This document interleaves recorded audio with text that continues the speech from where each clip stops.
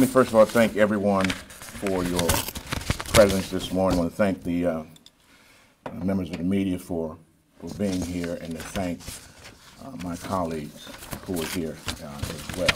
I have a statement, and then I'm going to have some of the persons standing to also have some comments, and then we'll answer any questions that you may have. And standing with me this morning are Mr. Hester Wheeler, who was a member of the board for the Detroit branch NAACP, and a consultant in the community. Next to Hester is Mr. Ken Shapiro, who is a businessman, also a member of the NAACP board. Next to Ken is Mr. Donnell White, who was the executive director for the Detroit branch NAACP. And next to Donnell is Ms. Linda Thomas, who is with the Michigan Department of Civil Rights. And directly behind me is Attorney Nabi Ayad, who is the founder and CEO of the Arab Civil Rights League. Next to Attorney Ayad is Ms. LaShondra White, who is with the United Auto Workers Union. Next to her is Mr. Mark Fancher, who is with the ACLU of Michigan, Attorney Fancher. And next to him is Attorney Leonard Mungo, who has been working diligently over the last several years on the issue of the Michigan State Police and what the institution has presented. The mission and vision statement for the Department of the Michigan State Police is written to provide direction and guidance. Following these statements are the guiding values and principles which they say. First line of these principles is, we strive for integrity, commitment, and excellence in our daily work, and fairness and mutual respect in our relationships with our partners. That's what they say. It appears the guiding values and principles no longer apply to the department, or they are being grossly neglected as a result of the lack of implementation. The relationship with the partner seems to be in disarray. The recent posting of the director of the Michigan State Police has besmirched as well as cast a shadow of dysfunctionality over a department that is in great need of an infusion of diversity. It requires fairness and a functional sensitivity to both the employees it retains and the community it serves. Article 4 under the Code of Conduct, Section 4.5, under individual deportment for the Michigan State Police says, members shall maintain a level of conduct in their personal and business affairs which is in keeping with the highest standards of the law enforcement profession.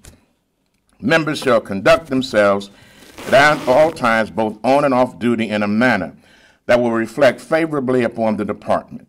Conduct unbecoming a member shall include that which brings the department into disrepute or reflects discredit on the individual as a member of the department, or that which impairs the efficiency of the department. Further, Section 4.85A states, members shall not make public statements on or off duty which show a reckless disregard for the truth. The truth of the matter is that these issues confronting the Michigan State Police go well beyond the disrespectful, demeaning, and prejudicial characterization of athletes taking a knee as arrogant, ungrateful, and anti-American degenerates, as posted by Colonel Kriste Etue. While we recognize the leadership void that Colonel Etue has created within the department, it is the institution of the department that must be rehabilitated, reformed, and transformed. Since 1993, as a result of the lifting of the federal consent decree on the Michigan State Police, it has been a downward spiral resulting in a lack of African Americans, Latinos, and women at both the trooper and executive levels. We have moved from 12.5% in 1993 to 6.4% in 2017. This is a remarkable disappointment in both the recruitment, the hiring, and the practice as offered by what should be Michigan's premier police department. It is a shame, indeed, when African Americans make up 14.2% of Michigan's population, that out of 36 Michigan State Police officers with the rank of inspector or higher, only 1 or less than 3% is African American. As a result of the lack of diversity, the department also leaves itself open for unlimited lawsuits, costing the state millions of dollars. It is also an unnecessary drain on the state budget, as monies used for lawsuits could be used for training and the advancement of a representative force for communities traditionally overlooked. We are aware of the retirement of many African Americans following the lifting of the federal consent decree 24 years ago.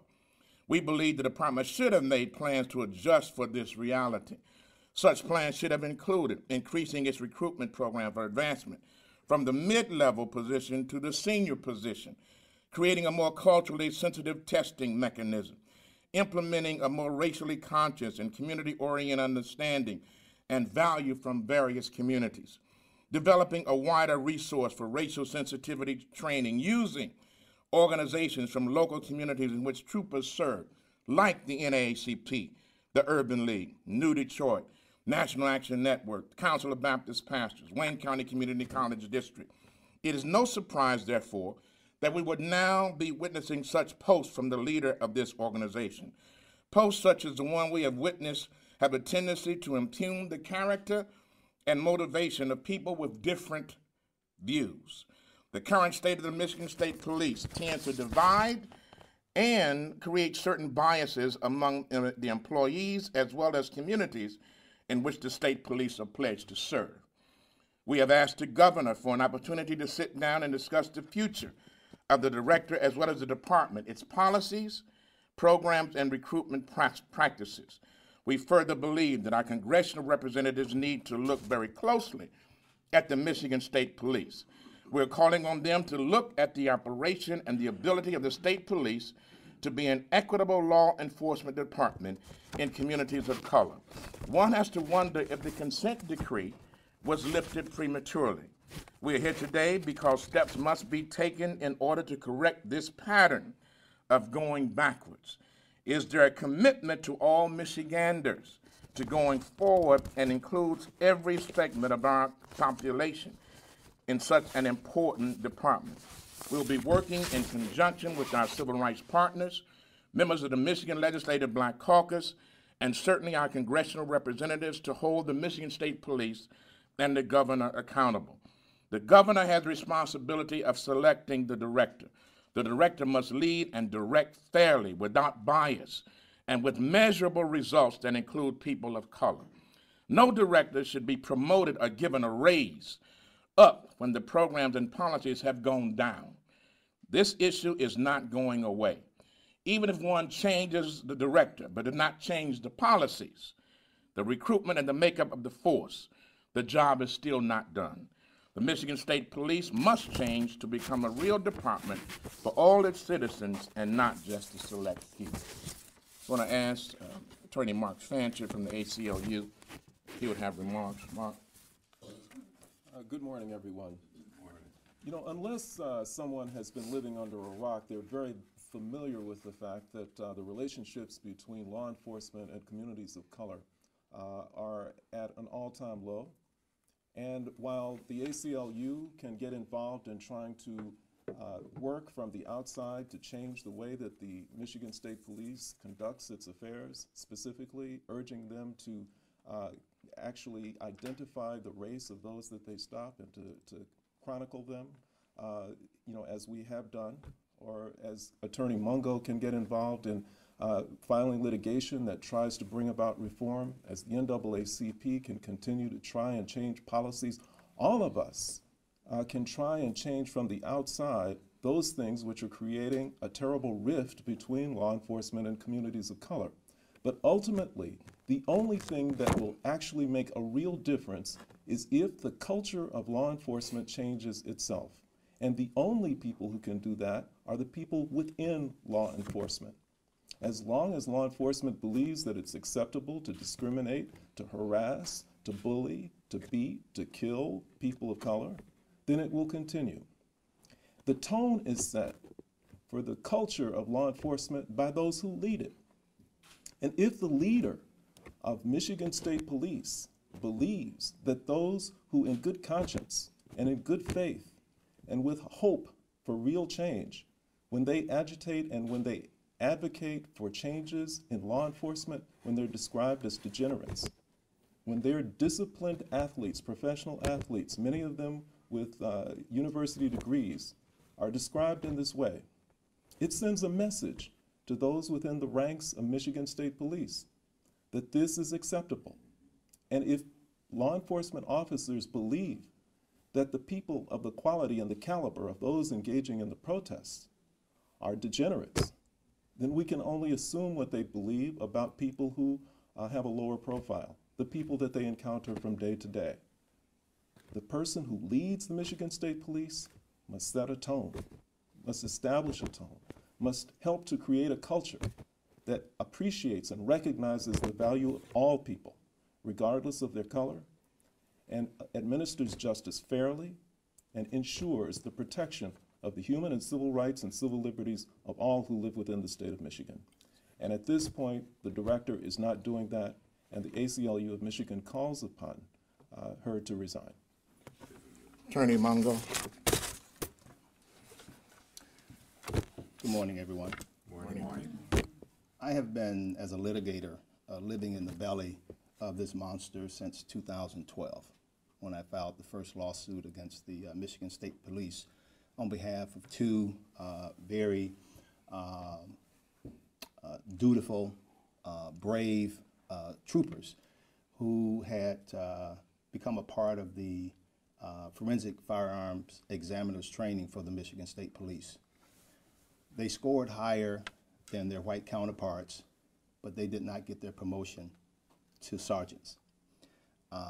During the course of the training, the kind of discriminatory, derogatory, and demeaning and dehumanizing verbal conduct of the trainers was quite evident.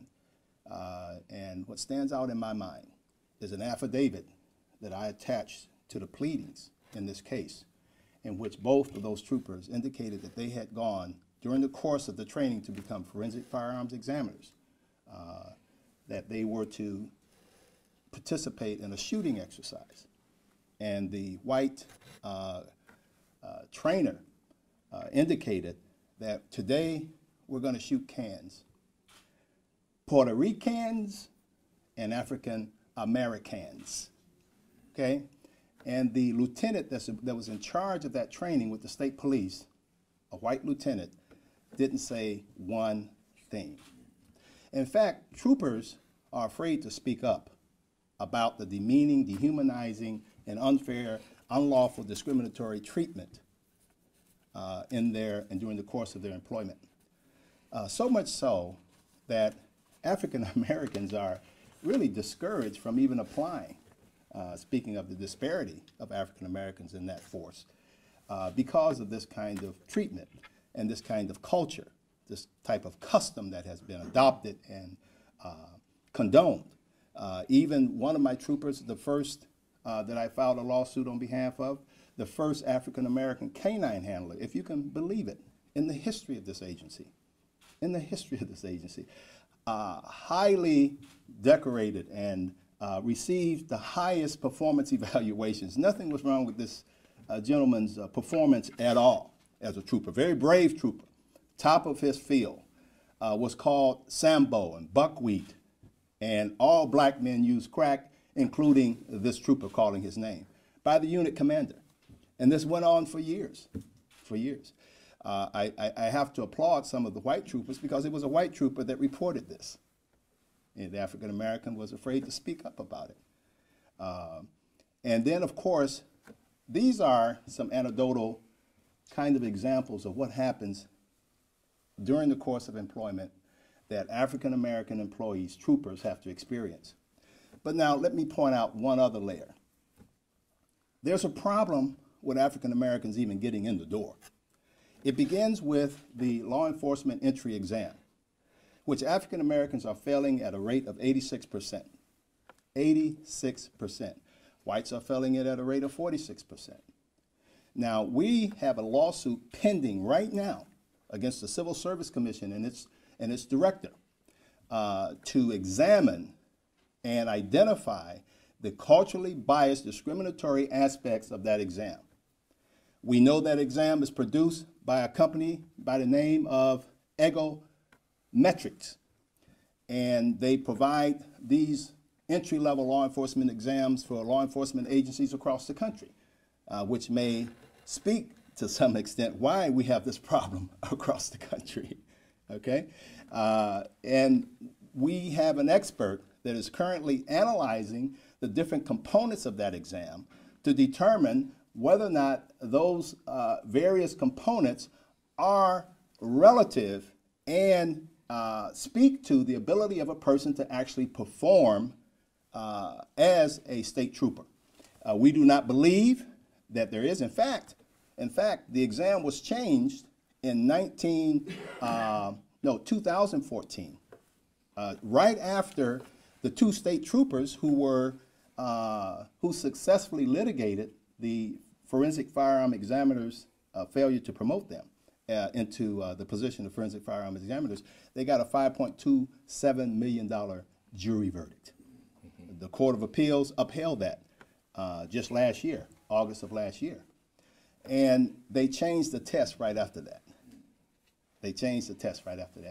And we deposed the designated person to speak on behalf of the Civil Service Commission yesterday.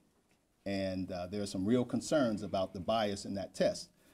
We will know with more certainty as the litigation progresses.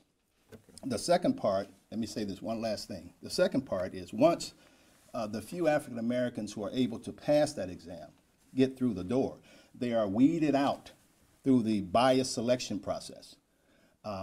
There are no standards, there are no written standards for the most part, particularly in those areas in which African Americans are weeded out. It's all subjective.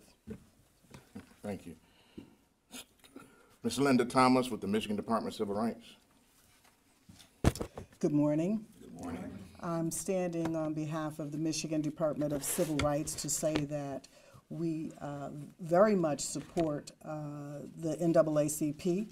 We've had a long-standing partnership with the department and the Michigan Department of Civil Rights and the NAACP, and we're poised to stand against any type of discriminatory actions that are being placed on anyone in the state of Michigan. And with that being said, we are going to work with the NAACP and allies to bring an outcome that will be a resolution for the resolution of this problem that we're bringing today. Thank you. Thank you, Ms. Thomas. Turning to Yard, the Arab Civil Rights League. Thank you, Reverend Anthony. Thank you, NAACP. We in the civil rights community know very well the importance of day-to-day conversations, day-to-day outreach. We do this on a daily basis. Every individual here in this room has addressed these issues over and over and over again with law enforcement on a daily basis. When something like this happens, where the director of the Michigan State Police says such damning information, statements out there, you could only imagine what she's feeling in person or behind closed doors. She is at the helm. She is supposed to send a very strong message to her constituents. There is nothing more important than law enforcement in the community, and the community itself to know that law enforcement has its back. What this director has done, instead of to serve and protect, she is serving and dividing this state. Like Ralph said, you must be under a rock not to know the sensitivities that are going on across this country. As an attorney that's suing the government for the Terrence Callum case family and suing municipalities, we are at the trickle down the effect of this that we see.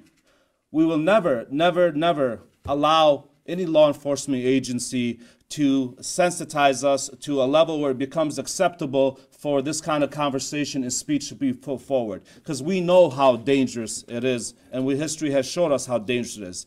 So, unfortunately, she's got to go. She has to go. When she is sending such a message, it's clear it's not just her at the helm, it's an institutional problem. She is so comfortable and make it on Facebook, putting it out to the world that this is how comfortable she is with it. There's absolutely a huge, huge problems, and we're calling on the governor to do the right thing and have her resign. Thank you. Turning to Ms. LaShondra White of the UAW. Good morning, everyone. My name is LaShondra White, and I'm from the UAW Civil and Human Rights Department, and I bring you greetings from our President, Dennis Williams, and the entire International Executive Board, our Director, Michael Stone, and Assistant Director, Melvin Coleman. and we stand with the NAACP. We don't support any type of injustices. One injustice against one person is an injustice against everyone, so we stand with the NAACP. Thank you very much. We're always pleased to have the Dean of the U.S. House of Representatives standing with us, the Honorable Congressman John Conyers, who's been the chairman of the Judiciary Committee, who serves as a senior member there, who we have been working with his office, along with the office of Congresswoman Brenda Lawrence and others concerning this issue. I know that they are very concerned about it. We're looking forward strategically as to what we will do from here. So on his way to Washington this morning, the congressman graced us with his presence here because this is an issue that he has been very concerned about, not only here, but around the state and across the country. So we're very pleased to welcome our Congressman, the Honorable John Conyers. Top of the morning, everyone. Good morning. What a pleasure it is to be here with the president of the NAACP and all of these organizational leaders, from the unions to community leadership. And on behalf of myself and Congresswoman Lawrence, we want you to know that we're with you entirely as we move along in this very important issue. The one thing that we've been emphasizing is the DACA students. There's an overwhelming majority of citizens who really want them to be processed and that a path forward be found for them. And we're very proud of them. This is a nation of immigrants. And for us now to be taking the young ones, especially the ones that are out making their mark and doing so well and making us all so proud of them, it's very important that we continue this united struggle. Immigration is a controversial issue, no doubt, but we want to move along in a way that when we look back on this, we'll all know that we were on the right side, doing the right thing for the right reasons. Thank you so much, sir. Thank you, John. And because we are immigrants and migrants, and some of us didn't come here by force, we're here now. We all are in this boat together in terms of the unity that we bring. And so we're going to be asking, and he's agreed, along with Congresswoman Brenda Lawrence, that following initial discussions, because the institution of the state police has to be looked at. Wow. Yes, because I know you're going to say, should she resign? Yes, she should resign. But that's one issue. The other issue is that the policies and programs must resign. The negative policies have to resign. If you change the director and leave the policies up, you've not done the job. The policies, the recruitment, the advancement, the racial sensitivity or insensitivity has to resign. The culture has to resign. That's what needs to be changed. We moved from 12.5% in '93 to 6.5% in 2017. Something is wrong with that. And we don't believe that the governor should be rewarding with another job and more pay raise to somebody who makes $155,000 now, may make another $58,000 or $60,000 on top of that, get a pension, and good to go. No, we're saying that the process should change, and we should not be rewarded for doing bad. And the department right now has done bad. We entertain any questions that you may have. Any questions? Reverend Anthony, what you say to people, Facebook Live, and some people say she did nothing wrong, she has the same rights as everybody else to share her thoughts on her personal Facebook page. What do you say to that? I say what the law says and what their regulation says. Under Article 4, under the Code of Conduct, Section 4.5, individual deportment.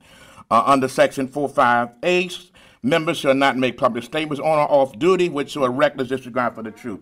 You're supposed to set an example. You're supposed to be guided by articles and guidelines that you as the leader and director give to your force.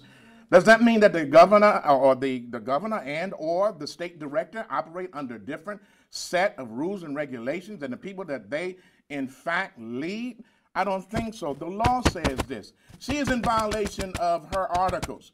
She is in violation of the guiding principles and values established by the Michigan State Department of Police and the U.S. Constitution. The Constitution allows all of us to sit, stand, kneel, sing, don't sing, go to the bathroom, whatever we want to do. The Constitution allows us to do that. So if you want to say something at a party by yourself, that's one thing. You still don't do it as a state director, however. And so the fact is, and for those people who say, well, she apologized, she did not apologize. She apologized for getting caught on Facebook. Yes. She did not apologize to the people that she offended. She did not apologize for the code and the oath that she took. She did not apologize for violating, theoretically and articulatively, the folk who represent and reflect the U.S. Constitution. So an apology has three components. Number one, you acknowledge what you did. Number two, you say, I'm really sorry. Number three, you take action to have to not do that again, and what you're going to do for repentance. She ain't done none of that. Next question. Yes, sir. I talk to police departments across this region, and they say they're doing everything they can. They're putting out, they're doing minority outreach efforts, job fairs, and even the MCOS guy, who's a black guy, told me we're not getting people to apply minorities. We're just not getting enough black people to want to become police officers. Can you speak to that? Is there anything your organization? I'm so glad you raised that. I'm so glad you raised the question. With this kind of climate, would you want to apply? Come on now. The issue is very simply this. The culture has to change. You heard Attorney Mongo stand up here and just say what officers who are already on the force are experiencing. So if I'm a young African American or Latino or Arab or Asian, and I'm looking at what's happening in the streets, and I'm looking at, and I've been stopped, and y'all know I'm a peaceful, non-violent person. I've been stopped. And I'm simply saying it's the attitude, the way you project that, and the culture inside the department, as well as the fact that maybe they're not talking to the right people. Maybe the culture has to change. Maybe the way you do recruitment, because ain't nobody came to my office asking for help, to the degree that, and maybe you need to have some sensitivity training beginning with the state director in terms of how you deal with races and different cultures and different values and mores, to the degree and not have officers who are like you doing the training, but maybe you need to go to the communities, pull somebody from the NAACP, pull somebody from the council, pull somebody from the neighborhood and have them to be a part of your racial sensitivity training. Pull somebody from the communities in which you're serving, which has a better shot at getting folk to come on board. And then when officers are guilty of wrongdoing, don't just defend them. For example, the officer who tased this young man, Damon Grimes, he resigned. But what about the sergeant who misused some of the material, the wire that was involved? What about the other officers? And what about moving them from just not from this one police department, but shifting them to another department so they can still do the same thing without holding them accountable for the initial thing that they did. So I'm with you. I believe that. And yes, there is a lack of enthusiasm on the part of young people to want to gravitate to because the police got a bad rep in our community. I don't know if you know that or not.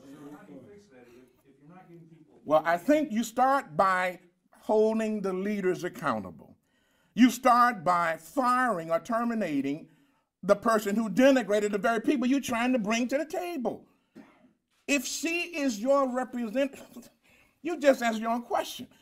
If this is your standard bearer, if this is your representative who leads the department, if you think this way about athletes who work with police departments, who give millions of dollars for law enforcement programs, who have youth in summer camps, who serve in in the reserves on weekends, whose mamas and daddies and sisters and brothers and uncles and nephews are in the armed forces right now.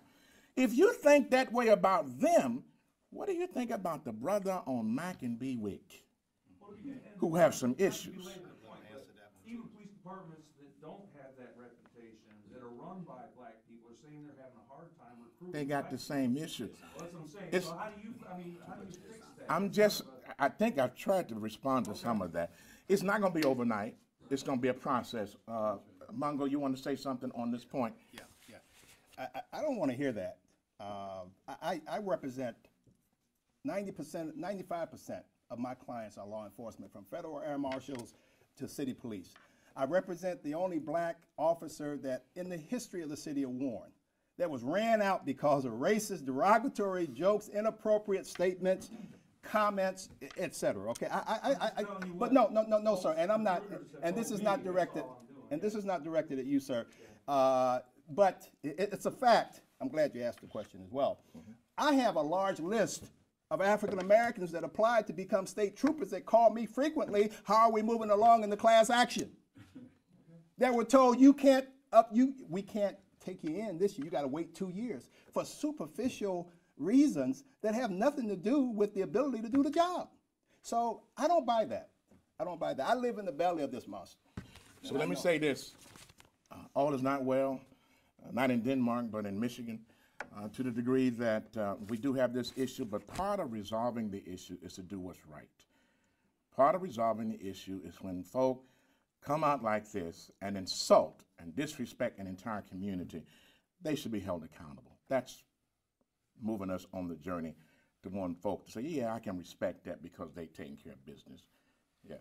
Reverend Anthony, have you heard back from the governor on your request? No, we have not heard from the governor. I do know that this morning the certain members of the Michigan Legislative Black Caucus are meeting with the governor on this very issue. We are in contact with some of them. We support their initiatives to meet with the governor and to bring to the table these issues. But see, that's the legislative body. We are representing the civil rights community. Although we may have some issues in common, and we do, out of respect, we believe that the governor should respond to the communication that was sent to him about a week or so ago. I think you have copies of the letter. If he does not, we're not stopping. We're looking forward to possibly holding a citizens tribunal relative to the issue of the Michigan State Police institutionally in terms of where it is and where it is not. So it does not begin and end with the governor. The governor, as you know, is on his way out next year, and so he may feel as though, let me just ride this out, but we're not going to ride this out. We're going to walk this out. We're going to talk this out. We want to policy this out because it has to be fixed. And we want young people. Let me say this. This is not a piece against all police officers. I love good police officers. We need good police officers, state troopers, sheriffs, DP, Detroit Police Department. We want them. I got a bunch of them in my church, so I ain't opposed to them. But it is the ones who are not doing the job. And when the leader casts that shadow over the entire department, that needs to be fixed. Any other questions? So just to be totally clear, you being the NAACP aren't, as of this moment, calling on Colonel Etue to resign, but you just want a meeting with the governor. I know some of you have separately with your organization. We think she should resign. Let me just be clear. We think she should resign. It does not end with her resignation. If you put another person in her position today, you still have not resolved the issues institutionally that are intrinsic within the department. However, it's a major step because now you can have a fresh start. The leader can come in and say, none of this is going to go. We're bringing in a whole new sheriff. We're going to respect people. We're going to look at our training program. We're going to look at our promotional programs. I want to send a message to all the troopers, beginning with myself. We respect folks' right to exercise their constitutional authority, unencumbered, peacefully and nonviolently. And we're here to serve. We're not here to diss. Another question? Thank you very much. We appreciate you. You. Very good job. Good job, Linda.